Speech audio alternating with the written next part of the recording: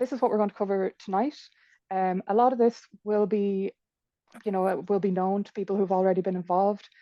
For those of you who are deciding whether the SPC position is for you, or if you want to get more and more idea of what the SPCs can achieve, the first two sections will be of most interest. Here we'll cover an overview of what the SPCs are and what they do, and then examples of successes achieved, kind of long-term successes, but also a look at what action within one meeting can look like, to give you an idea of what the work, the kind of a meeting normally can entail. And then the final two sections, the tips for SPC reps and the troubleshooting and supports, will cover some more precise tips for reps. It's not it's not a complete overview of all the tips and that, because that could be a whole day in itself. So it's just very brief kind of look at some of the tips that I've kind of picked out from over the years that I've heard from reps themselves. And then the supports as well that are available to you. So this section will be helpful for those of you who've already decided to join an SPC. I will say as well that tonight doesn't replace any training that your own PPN will hold. Your own PPN will have specific training to your county and will have a lot more detail. So if your PPN is holding training on SPCs, strategic policy committees, do please go to that as well. It'll have a lot more kind of precise information specific to you and your county. But I hope this is a good kind of starting point and gives some inspiration as well for what's involved. So what are strategic policy committees is the big question of the day. So you'll hear me say SPC a lot. That's what I'm referring to, Strategic Policy Committee.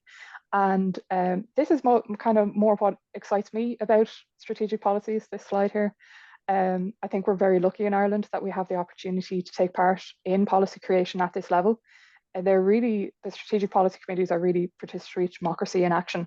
So there's huge potential here for steering policy that your community actually wants to see enacted in your county. So I think it's a really exciting setup that we have in place, and if we don't use it, we may lose it. So we do have to engage with these things that are set up for us, and hopefully we can all help each other to engage in them effectively, and with minimum headaches involved in for all. So I see them as well as an aspect of kind of decentralizing decision making. They are very much local. They're local through the local county council and their local knowledge and expertise of the people involved. So they're not officially that, but I see them as that anyway. They are a great spot to have a voice for nature. So it's no secret that the government is notoriously bad at consulting people before enacting their policies. But getting policy put through an SPC by the community from stage one is an amazing way to kind of have the community's wishes embedded in the policy before it even has to have consultation on it. So it's a really good way of building policy in this way. And also finally, they're helping the ecosystem with local knowledge and expertise. So you know what's best for your area in a lot of instances. You'll know what kind of habitats are around you, what kind of projects can be done to what your water cleanliness is like and all this kind of thing. And so, for example, there was a situation on a different committee a couple of years ago where they were putting funding through for approving funding for various projects within the community, and one of the projects was a dune buggy course or a track or something like this on the sand dunes. It was either in Fingal or Wexford, if I recall correctly. But it ticked the boxes of being a community project. It was something that was kind of a local business, local economy and all this kind of thing.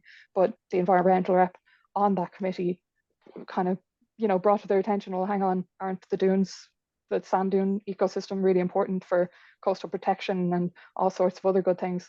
And so that kind of, brought them up and said, actually, yeah, you're right.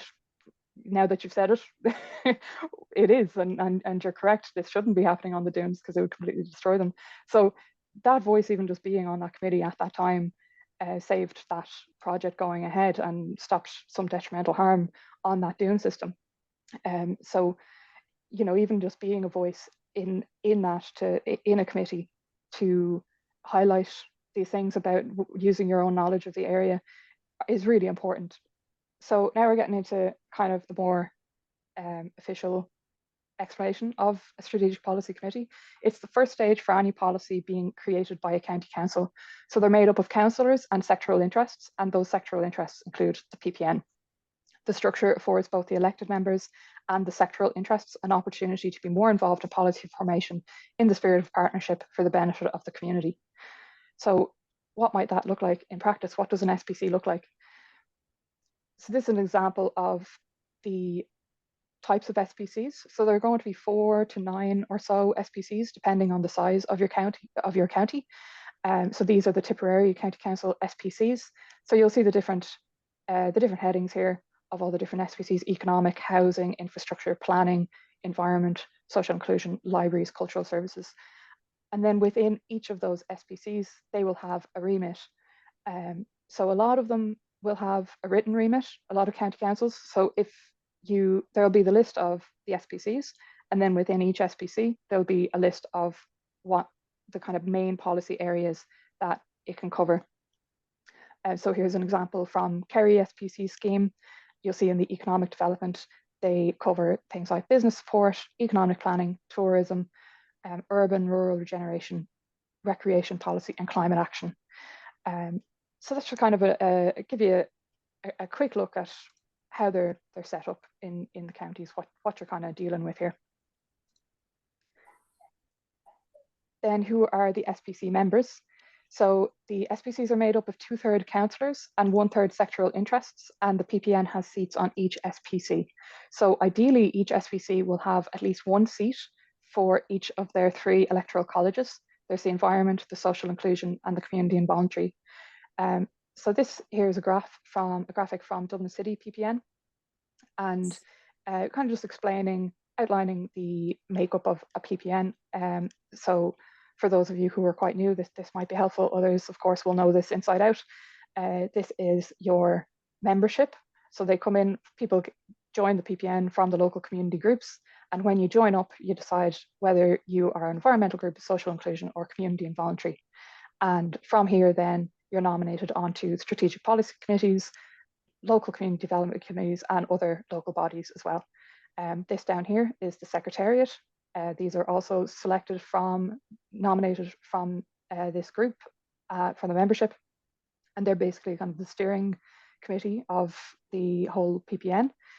Missing in this graphic is the PPN coordinator or the resource worker. They are a very vital part of the PPN, and they can assist you in your time as a member or as a nominated representative on any committee. So it's a vast task. It's all the admin, all the paperwork, it's supporting groups and reps, it's mailing lists and newspapers, it's pushing for the PPN to be represented and assisted in its work, and all sorts of things more. So they might be missing from this graph, but I wanted to highlight them, and I will be doing so throughout as well, because they're kind of, stage 1. If you have any questions or looking for support or anything like that, go to your resource worker, ask them, because they will be able to help you from there. So what do SPCs do? Again, you're going to hear me say policy many, many times in this. I may wear the word out. So they consider matters connected with the formulation, development, monitoring, and review of policy, which relate to the functions of the local authority and advise on the authority on those matters. So in other words, as a member of an SPC, you could be asked to look at or review existing policy. You could be monitoring policy that's already in place, or you could be creating policy from the very start. And we'll see some examples of all of these coming up as well. This, by the way, is some text taken from the statutory basis for the strategic policy committees, and just where it's set out there in case you ever need that reference. And then finally, for this section, what can be covered in SPCs? This kind of overlaps into a couple of tips on how to use the SPCs. So number one here, policy. As I've said a million times already today, the SPCs look at policy. So if you do want to bring a motion to an SPC, or you know, start to try get something through an SPC, make sure that anything you want to bring up at the SPC relates back to the policy remit of that SPC. If it relates to a policy remit of a different SPC, you may just be wasting your time. It might just be, you know, go through a load of meetings and then decided, oh, actually it should be on that SPC. Now there are, you know, cases of SPCs working together as well. So if it is something that, you know, you think does fit in, but there's an overlap with a different SPC, you could talk to your chair about that, and there might be, you know, a way to work together on it as well. So it's not, I don't think it's specifically, you know, you're not allowed to work on something if it's not specifically in the written remit, but it does definitely help if you start from there. Then also the SPC work plan. So each SPC has a program of work, and that's created collaboratively between all the SPC members at the start of the lifetime of the SPC. So any of you who are just joined onto SPCs, this is the start of the lifetime of the SPC. It's 2024 to 2029. All the new schemes are just being officially adopted. There's one or two that are still in the consultation phase, but most of them are adopted now or about to be. So they're going to be looking at their program of work, and you can, as an SPC member, get involved in writing that program of work as well, in inputting into it. When that draft as well is made, it's sent out to all the SPC members. So you will get an additional chance there to input into the program of work. It's going to be circulated to all the SPC members for response. And the guidelines say that it should be given 4 weeks for that response period. And then policy must be in the remit of the council. So in other words, policy cannot direct the actions of individuals or businesses. A good example of this would be for some of the, for example, there was a herbicide policy that was going through in a few different counties. So the herbicide, the county council could only make a policy for using herbicide on their own land. So the council owned land, parks and roads, their contractors, but they cannot stop private individuals, farmers or businesses from doing what they like. So just make sure that any suggestions you're making for policy or for alterations or anything like that, it's something that the council actually has authority over. There's no point in putting something through that isn't anything to do with what the council can actually affect, because they won't be able to affect it anyway. So so that's kind of what can be covered in SPCs, and a few little tips as well on getting through them. So before I move on to the next section, which I fear I may have flied through, if I was talking too fast, let me know, and I'll slow down for the rest of it. But are there any questions before we continue on to the next section? Sorry, can I just ask something there? Mm-hmm. Do all SPCs have a work plan at the beginning of the year or before they start? Yeah, they should be when everyone is nominated onto the SPCs and they have all their final members finalized, then they write their work plan. Okay, that's great. Thanks a lot. Mm-hmm. Sorry, can I ask a question? Yeah. When do the meetings start? That's one. It will depend on your county. So some of them are starting in December. Others won't start until the new year. I would say check with your own county. So what county are you in? I might know. Mayo. In Mayo? Oh, I don't know. All right, okay. I don't know off the top of my head. But they have to finalize their adopted scheme at the moment. So once their scheme is adopted, then they go for nominations. And then once all the and so that once all the nominations are done, then they'll have their first meeting. So it could be Right. the new year, but check in your own county. All right, I'd thank say you. we're on to some success stories. So I'm going to start off with two kind of larger success stories, I guess, kind of, you know, the best outcomes possible, and then a look at some of the kind of the day-to-day reports from some of the reps to give you an overview of what an action could look like within just one meeting. So firstly, we have the herbicide use policy, and this was this is quite a saga. It started off in Dublin City, as far as I'm aware, with the Dublin City reps deciding that they wanted to put something through about herbicide use within the county council. So they did get something through in 2022, I believe. Actually, I think their first one went through in 2018 or so. It was just a kind of a short piece. It wasn't a very robust policy, so they were happy that they got it through, but they felt they could have had the wording a lot stronger. So that was something that they were working on then from then and kind of continuing the work. And at the same time, other counties were also looking into it. And you know, just kind of through word of mouth, it's like, oh well, you're looking at it, so are they, and so are they. So people got together and to share all the information that they'd been collecting. And this was something that we were asked as well if we could help with hosting meetings so that reps could share. So that is one of the kind of the resources that was used for this herbicide use policy, was the environmental pillars resources of having a Zoom meeting for everyone nationwide to connect and share what was going on, what kind of difficulties they might have run up against, how to handle those difficulties, what wording or research was being used elsewhere. So they were very helpful in that way, and it led to, well, not just the meetings, but all the work involved from all the reps led to some great wins across the country. So Westmeath was one of the first. They got through their proposal on the rational use of pesticides, which is a brilliant piece of work. I think it's very well written and very robust, and has a lot of leeway. It's not just a ban on anything. It's you know, a step by step what to try first, and then down the line. Wicklow also had a huge win.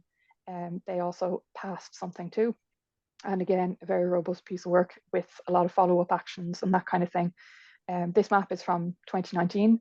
So the orange were people with policy in progress, and the blues were guidelines in place. The council already had guidelines in place for it, but there was no official policy. And then green and Westmeath needs to be added to that, but green was that a policy had been passed in that county. So that was kind of one of the big wins, and kind of shows what's possible through the SPCs as well, and through working together nationwide as well. I think was a big help for that. Even for morale, I think it helped that we can all get together and know that we're all facing similar challenges and that kind of thing. Another one that came after that was the rights of nature work. This was passed in Donegal. A motion was passed based on the wording provided by Friends of the Earth Northern Ireland. And as far as from what I know, it wasn't necessarily from the PPN. It began among councillors, but the PPN representatives would have been at the SPC meetings and been privy to it as it went through the stages. So Donegal passed a motion based on for the rights of nature, and then a lot of other counties wanted to get involved as well. And the work that I'm aware of is the Galway County PPN. They have a Rights of Nature County PPN campaign out, and this is a great document that the reps put together, and it goes through some step-by-steps. You know, has an example motion. It has kind of step-by-step of how you might get this on an agenda, and other kind of things like that as well, and actions that have been agreed to already through one of the SPCs in Galway from the PPN reps. The SPC agreed to workshops that were requested in a motion, and they requested a presentation at the next SPC meeting as well to learn more about the rights of nature and how it might intertwine with their own work and with the council. So they're at the kind of the starting stage of this work. They also agreed, both the council and the PPN sent a letter of support to the government to support the climate action recommendations, the Oireachtas. So there's, again, just some really good work going on there currently. And this crowd here is the Advocates for the Rights of Nature. And this is from their website, which, if you're interested in rights of nature, that's their website down here. And then there's also more information as well, and recordings too of, we had both a rights of nature discussion and a oh, sorry about that. I don't know what happened there. Well, we had both a rights of nature discussion and a herbicide discussion on the website len.ie. Oh, there it is. So that's just a link down there to that. I'll send out this presentation afterwards, and all these links should be hyperlinked, and so you should be able to click on them and explore them as well. So then I look at some success stories that were more what an everyday meeting will look like. So I won't go through all the text on all of these upcoming slides.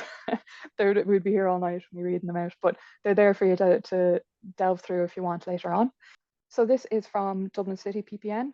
This is taken from the representatives report, and they're posted up on the Dublin City PPN website, which they would be as well across all the PPN websites. All the reports from reps are put up there, and you can see them, and the minutes from secretariat meetings and everything regarding all of that is up online there on your PPN's website. So this one is they had the climate action within their plan to research the feasibility of rainwater harvesting in council buildings and social housing. So the rep noted that this was not started, but that Dublin City architects had commissioned a new build of social housing that actually had incorporated a rainwater harvesting system. So he was trying to connect the dots and say, look, this is social housing already, it already has it going on. So we should be able to monitor and use that data to further our own county councils work on this in a quicker way. They don't have to start from scratch to build a project. They already have a project up and going. So that was their recommendation on that. So it's really just, as you can see, there's a representative there. They have their head screwed on and they say, well, this is already going on. Can we connect the dots and get this work going faster? So that's their recommendation there. And as you can see, it was explored by the PPN, and a presentation was also delivered by the same rep. Based on their research, they were doing a certificate in climate resilience for business at the time. So they were able to give a presentation on all the benefits and everything as well like that. As a rep, you don't have to give presentations. That's not in your job description, but there is a possibility to do that, or outside speakers can come in as well for presenting on a particular topic. And then one more then from Dublin City PPN. This is the Air View project, and again taken from a rep's update, this time Trevor Clowry of the Climate Action, Environment and Energy SPC. So he is on the air quality subcommittee, and subcommittees are really good if there is a subcommittee being set up and you're interested in it, do get involved. If you can get involved in subcommittees, do. There are a lot of they are really good for getting things done.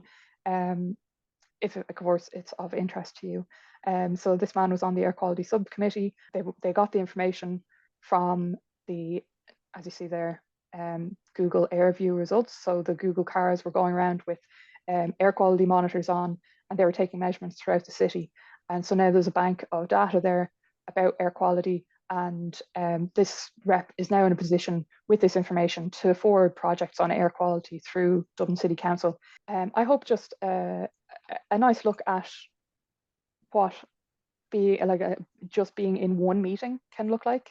It might just be raising one question, saying one thing. It might just be taking in information so that you're in the position to, have that information for use later on.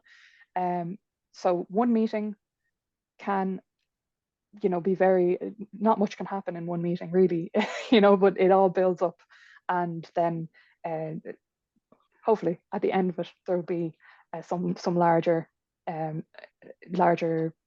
win out of all of that. I am compiling more examples as well, and they'll be on that website I mentioned, len.ie too. So before we move on, does anyone have any questions?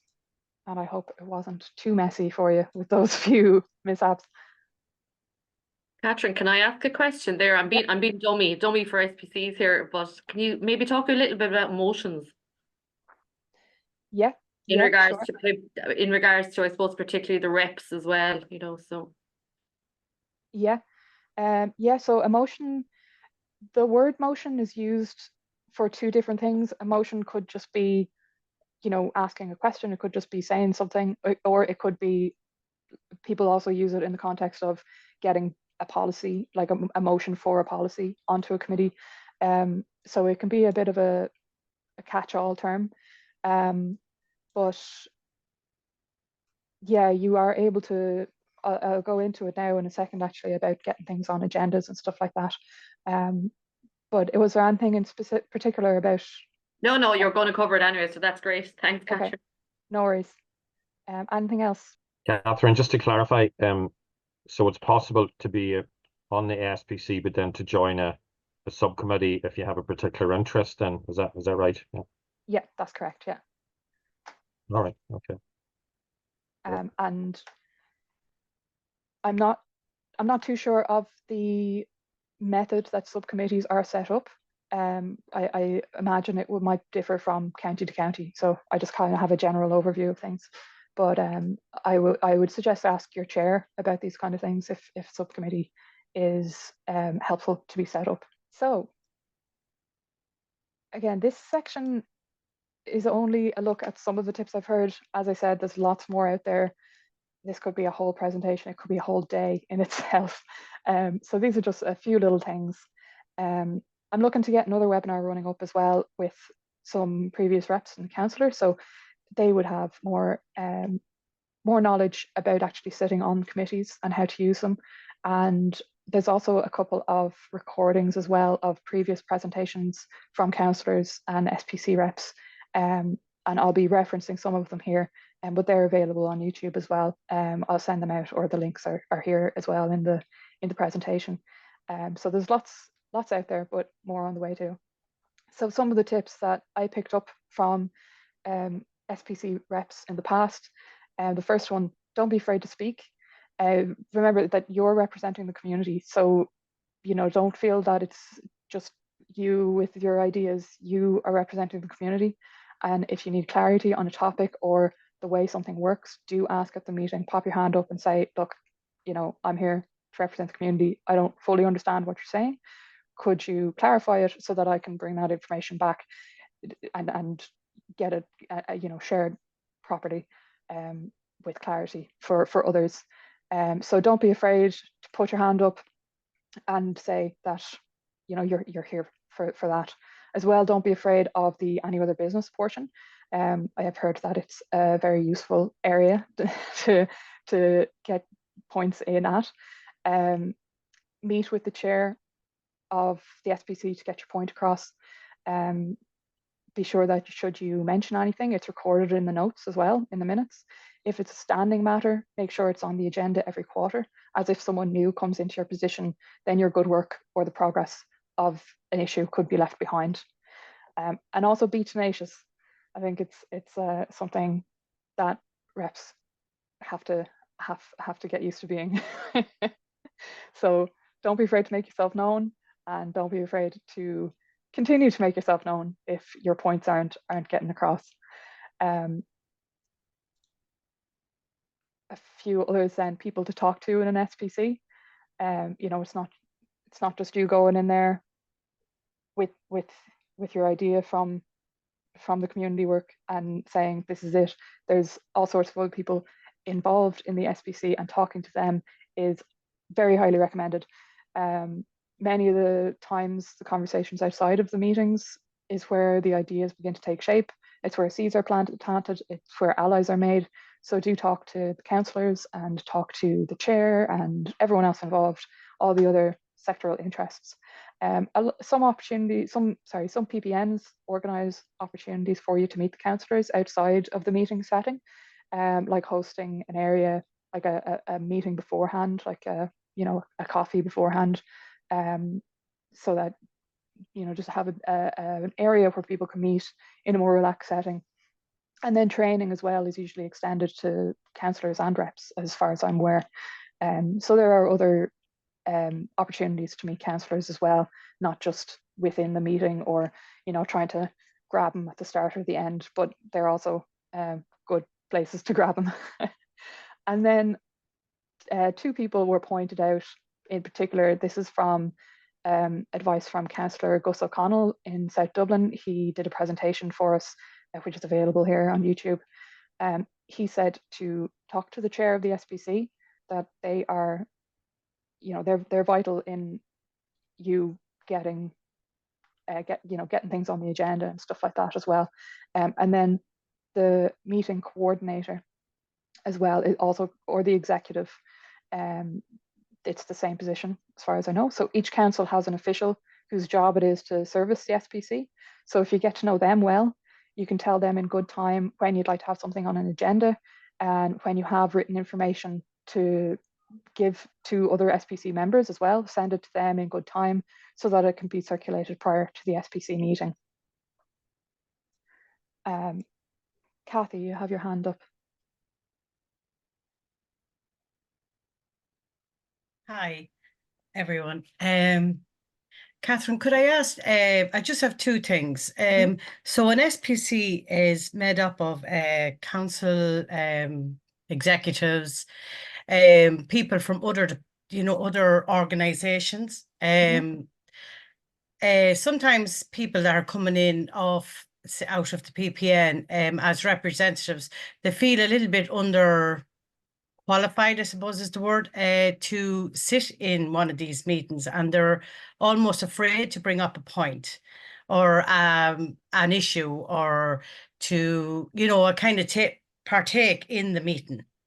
Is there any tips that you would have for that? That's number one. And how it says there, tell them in good time when you would like to have something on the agenda. When you say that, how much time are you talking about? Yeah, so in terms of time,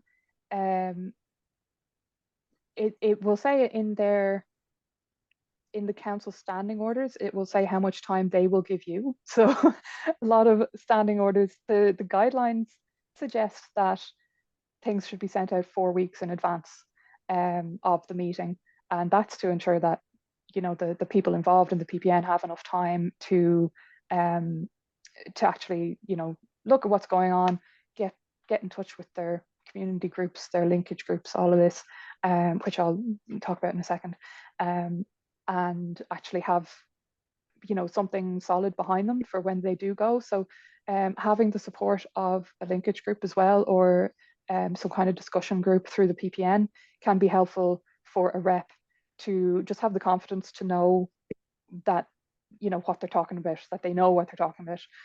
You might already know what you're talking about, but it'll give that extra boost of, well, I know what I'm talking about, and we'd had a big discussion about it, and I know what we're all on the same page, have the support of them behind me. So 4 weeks would be great, but if you have a look at the standing orders, some of them say 10 days, that things will be, that they will send out minutes, they will send out documents that are needed for a meeting 10 days in advance. So you would need to get it to them before that 10-day period. And then in terms of going in there and not knowing what you're doing, that's definitely something that people run up against. It's, especially if people are new to working in councils and that kind of thing. as I said, the linkage groups and they're a discussion group through the PPN for a particular topic. They are really helpful.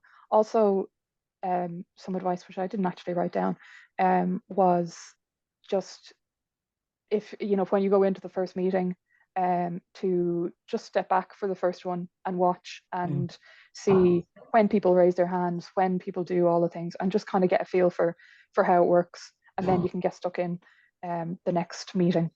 As well, the PPN will have training too, so that should help to kind of boost the confidence around that. And I see Charles actually also said that the council should provide training as well, so Yeah, there'll be to do, training from both sides. And yeah, then it's just getting stuck in and going for it really, and getting the confidence as you go along. Charles, you. do you want to come in on that? Yeah, a couple of things. Normally there'll be 2 or 3 reps, PPN reps on each SPC, so you won't be alone.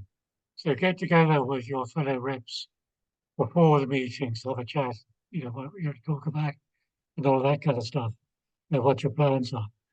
Also, don't be worried. Councillors have a remarkable ability to talk bollocks about any particular thing they know nothing about. And so if you actually go in there and talk about something you do know about, it'll be a breath of fresh air for the rest of us. So, don't be worried. And also, more importantly, maybe get together with your fellow PPN reps before and work together. Yes. Hello. Hi, Maureen here. go for it. I agree with that. I was on the LCDC 2 or 3 years ago. I was on it. I did 2 terms. And when we started off in the beginning, we felt that we weren't wanted on it, kind of thing, and the council staff and the councillors would all be agreeing with each other and all the rest. But once we built up a rapport with each other, and we used to kind of sit beside each other as well, like both school children, and interrupt when we felt it appropriate to interrupt. And after a certain length of time, you build up confidence and you know when to speak. And again, the bit earlier on about the AOB, if you get something into AOB, it'll come up at the next meeting again. So it'll give you another opportunity to get in at it. But it just takes a little bit of time, and build your own confidence, listen carefully in the beginning, and then work with the other PPN reps on it. That's great, thanks. And Muriel. Yeah, just a bit of advice, and it's not a one size fits all, but it's just a bit of advice. In Waterford, there's an agenda item, particularly for PPN. It's called PPN issues, which we probably should reword because it's not always issues. But just to try and get that on each of the SBC agendas. And normally what they do then is they would probably email us 2 weeks beforehand. They'd email myself and the reps, just to put anything forward for the agenda if you can then, about 2 weeks beforehand. So if you can get that agenda for PPNs on at the start on all of the SPCs. And also it's very vital that your resource worker is getting all the information as well so basically you just get them added onto the distribution list so they're on it with you so they can keep an eye on what's coming in and out and change the dates of meetings and all that. So number 1, try and get that agenda item for PPNs on the agenda. So That's great, thanks Muriel.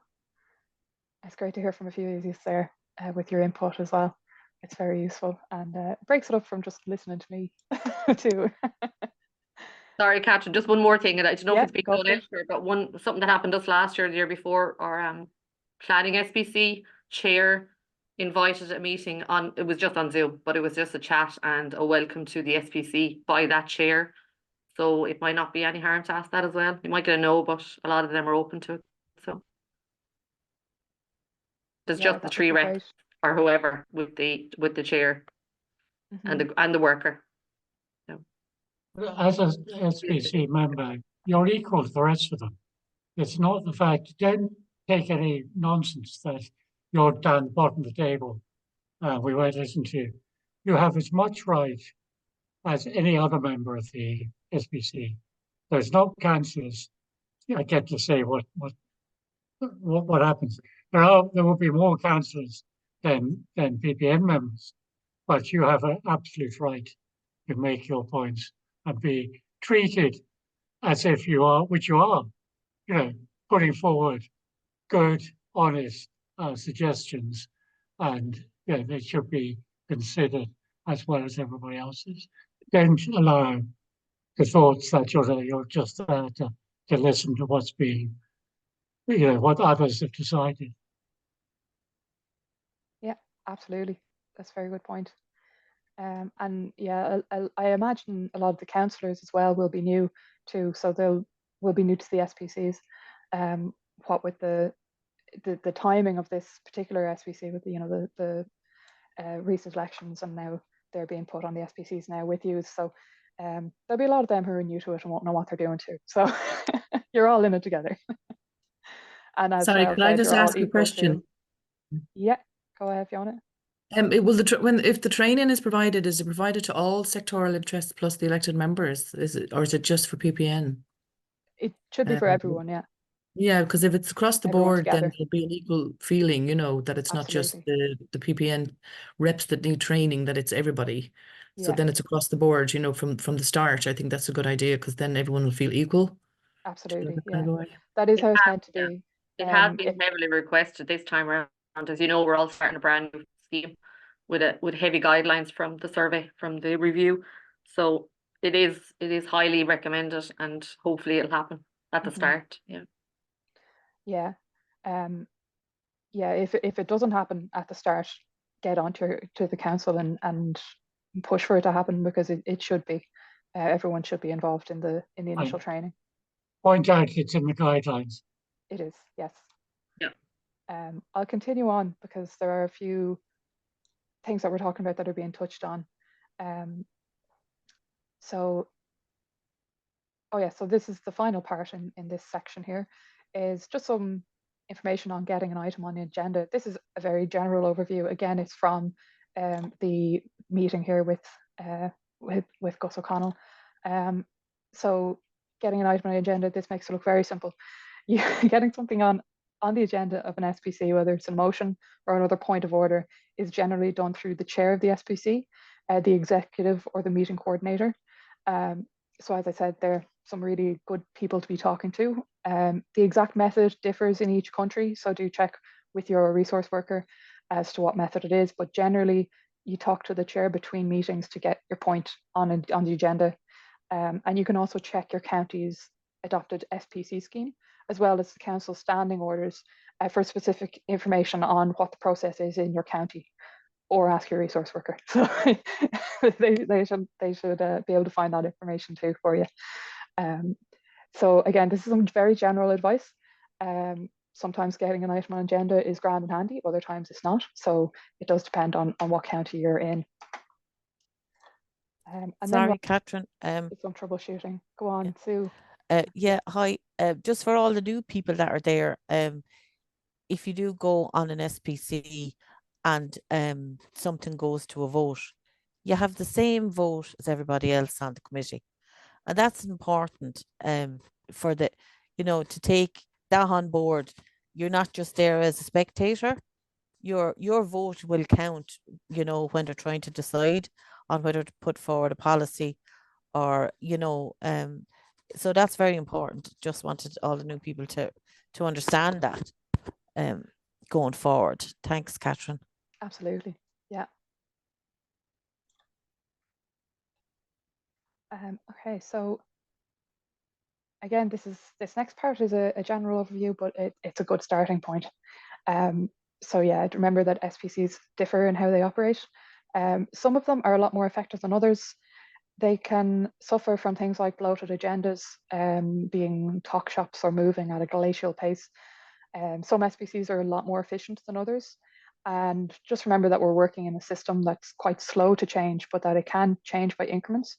And the more that we share with each other and push for best practice, the better. So we've been doing that through things like ensuring they're following the guidelines and things like this.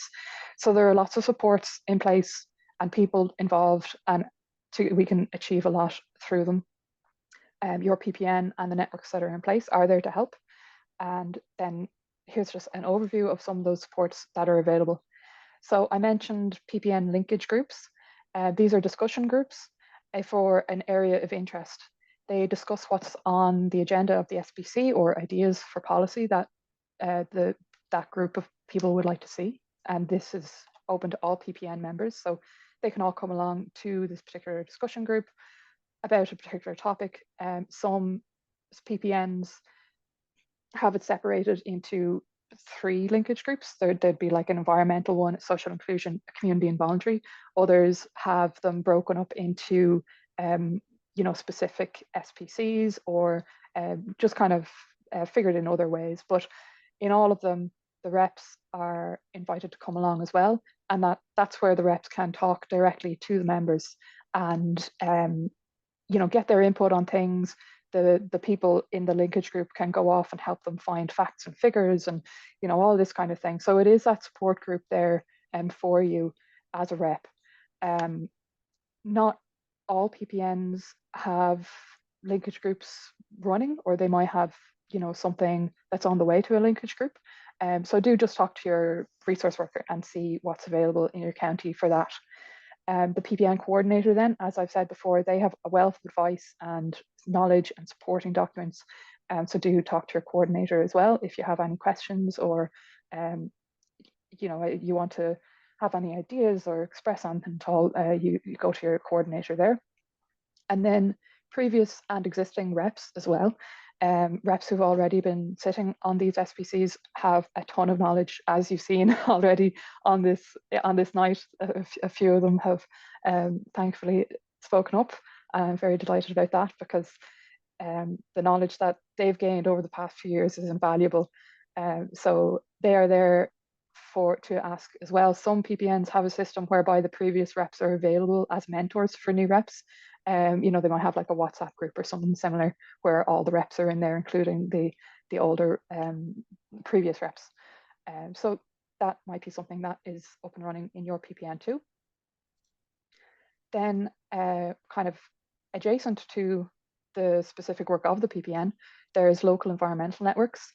These are general interest groups and they're set up in a lot of different counties. You can find yours there at len.ie. A lot of them will be PPN members, and that's how they then engage with the PPN. And if you are not in an environmental group already and you're kind of interested in, have a general interest in it and not specific to, you don't want to join a bird specific group or, things like this, they're a great place to go and a great place to go to meet people in the area who are working on environmental projects too. There's also the environmental pillar, which is where I'm coming from tonight. And we hold online and in-person meetings for reps on particular topics. And those topics are led by reps. So if you want to explore a particular topic nationwide, you can email me, Catherine@ien.ie. And that's how things like the herbicide and the rights of nature meetings happened, was because reps came to me and said, hey, look, I'm looking at this and I'm wondering if anyone else is, and or I would like to tell people about it, or this kind of thing. So our resources are there as well to host meetings between all of us nationwide. Then lastly, there's just some useful documents. So your rights as a representative, as was mentioned, we all have rights and responsibilities as a rep. And this is the document here that outlines your rights and responsibilities, but they include the right to be heard and respected as a full and equal member, to have access to an agreed outcome statement or minutes from the meeting, to receive relevant training, to receive expenses, and there's others as well in that handbook. So these are outlined in the PPN handbook, and that's the link to them there. The rights and responsibilities start from page 40. And then the SPC guidelines as well. And so each county has their own SPC scheme, which, as I said, are being finalized at the moment. But many of the final schemes don't reflect everything that is stated as requirements or in the national guidelines. So I've listed a couple of things, just as an example of things that are in the guidelines. They may or may not be in your particular county's final scheme. But again, there's the link to the final guidelines are here as well. Sorry, the national guidelines are here.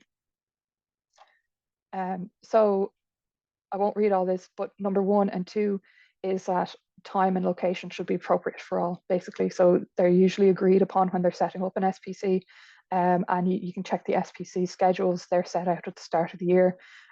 Some of the adopted schemes, or the drafts as well, because I haven't seen all the adopted ones yet, but some of them do say that meetings are going to be within business hours. Others are more flexible, and they're, they say that at an agreed time that suits the majority, this kind of thing. So it does depend on your county. Some are more flexible than others. And then number 3 there is that climate must be considered in each SPC, which I, of course, am delighted to see. Climate, we asked in our submissions in the environmental pillar submissions to all of the draft schemes, that climate action is included in the written remit, because it says it in there as a statement, but it doesn't then have it in the written remit of the SPCs. But whether it's written in there or not, they are required to consider climate action, and that includes things like biodiversity, sustainable land use. All of these aspects of climate action should be considered in each SPC. So I think that's a really brilliant step for the SPCs. And I think I'm talking to people who are more than just other than environmental reps here, but of course I'm coming from the environmental side of things, and everything relates to the environment in somehow. Every SPC, there are climate and biodiversity things to take into account. So as an environmental rep, you do have, it is in there that these aspects, even if you're talking about, I struggle to think of something that's not related, but like a road, or tourism, or something that's not that might not seem strictly environmental. They all have aspects of it, and climate action and biodiversity should be considered. So I think that's great to see. And again, these national guidelines are there, again, in this link here, that you can have a look through and see if there are things. It's kind of, I feel like if you're, if it's not in your adopted SPC scheme, and it's something that's kind of acting as a barrier to you getting involved or doing something, you can kind of look at the national guidelines and say, well, look, you didn't write it in your scheme, but it is in the national guidelines that it was a requirement, or it should have been in there. So, go on. it should be looked at. That's how I would see the ability to use these national guidelines. And then I think finally, just to name some other useful documents as well, there's the SPC standing orders. Each SPC will have these. They kind of outline how your SPC works. So, in terms of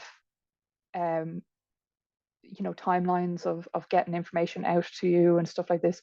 The SPC scheme is like the overall how all SPCs will operate in general, but then each SPC has standing orders which go into more detail for your particular SPC. There's also the vision for community wellbeing statement. These can give you an overview of what the community wants to see for their area. They were made through the PPNs, so it was like a really collaborative effort to bring together all the views and the wishes and the hopes of a county for their area for the future. So if you do find that there's not many linkage group discussions, or you want a bit more input from the community, you can have a look at the community wellbeing statement and see what that says, because that might give you some direction as well in what you are calling for on behalf of the community. Then there's also the climate action plan, the biodiversity action plan, and the county development plan. And if you can relate things back to these within the SPC, they'll be happy out as well. You can say, look, this is actually going towards achieving a topic in the climate action plan. So that's just some good ones to keep in mind there as well. And finally, thank you very much. You can find your PPN. There's a list we have there, len.ie/ppns, or you can just Google your county PPN and you'll find it. get in touch with your PPN if you want to join or if you want to get involved in the SPCs. And I'm the contact at the environmental pillar as well if you want to get in touch with me about anything like, you know, a topic for a national meetup, or you want any assistance I can give, just let me know. So that's me. And there's a few hands up, so I'll throw it over to some questions and discussion as well. And as well, I'm not the only one who can answer these questions, so if you do have input, please chime in. Muriel, over to you first. Just if anyone's looking for more reading material, it's just something that I've given my reps in the last few days. Just the local authority are mandated, they have to put the minutes and agendas of all SPCs on their website. So it might be good just to go in and have a look through all of those, just to get an idea, I suppose, of what comes up and what's raised and how things work, I suppose, as well. And I suppose make sure that those are going up, because some local authorities don't put them on their websites, and they have to put them on it, so they have to be public. Yeah, that's a good idea. In case you don't have enough to read. Well, it might be a good starting point as well, that, yeah, you know, just you're looking on at that the as minutes well, and it's like, oh, Catherine, well, that's exactly what's being discussed in these meetings. So it'll give you a good starting point as to where to know. just on that as well, I suppose the new reps won't understand, and I hope it's being dealt with this time around, but the minutes, so you could have a meeting in January and the minutes mightn't come out in the next meeting, which could be in March or April. So a main part of the role for the PPN reps would be to do like a little report. It's not a minutes as such, it's just for a report to go back to the worker, so that we can keep an eye on what's being raised. And you can do that within the 2 or 3 reps. You can take it in turns, or you can do it collectively after the meeting or whatever. It's just, otherwise you'd be waiting a couple of weeks or months before you'd even know what came out of it. So, and I think they are going to have statements of outcomes this time around rather than the minutes, within a month, hopefully. So it does take a while for the minutes to come out. So just to keep an eye on that. That would be good, yeah. And thanks for volunteering. Absolutely. Michael, over to you. Catherine, thanks very much. That was very useful tonight.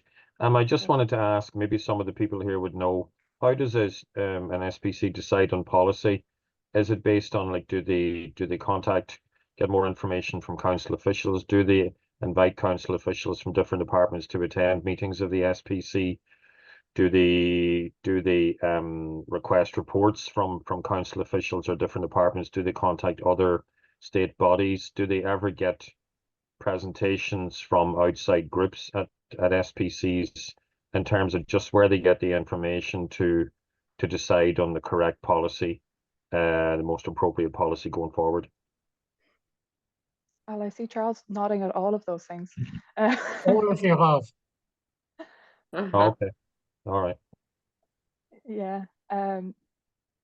Yeah, I mean, in terms of things like presentations and stuff, they can get in outside Too speakers many on a particular topic. presentations sometimes. Pardon? Charles? Too many presentations sometimes. It better Yeah, to that- carry you on the presentation. That can be, I have heard that complaint, all right. Too many Right. presentations, not enough action on them. Some PPNs, you know, send things out before, or sorry, some county councils, SPCs, send things out before, and things should be considered read. But I think they're in the minority. Yeah, so they do get a lot of input from basically everything you said. I'm not exactly sure how they choose where to start. I know there'll be a lot of things that are already in the works from previous ones, so maybe they'll just continue those particular topics from the previous work of the SPC and then bring in new topics as it goes. But someone else might have some information on that. And just to ask Catherine or other people who would know, is it an annual work plan, or is it agreed at the start of each year, or would it be a plan over or to achieve outcomes over the life of the council? Meant to be the full life of the SPC. Right. 5 years. 5 years.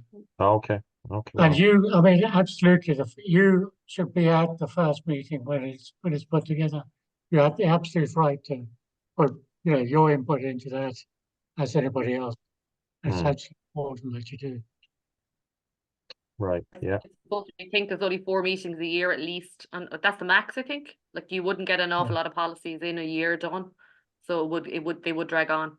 So right, okay. and I Thank presume if you see a policy working somewhere else in a county, there's no reason why it couldn't be brought to Yep. one of the SPCs. There's no point in reinventing the wheel if you can see that someone else Yeah. has done it.